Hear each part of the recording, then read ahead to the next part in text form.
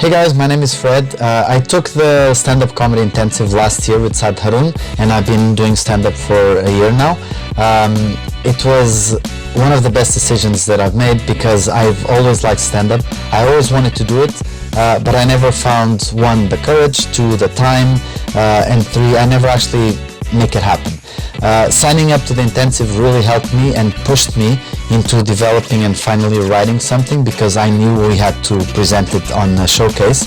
And on top of that, Saad was this incredible guide that helped me ground some of my text, helped me understand what the audience liked and was expecting, and basically helped me channel a lot of what my content was. So I was still working off my content, not his, but based on his many years experience, he actually helped me structure and make something coherent out of loose ideas that I've had up until that moment.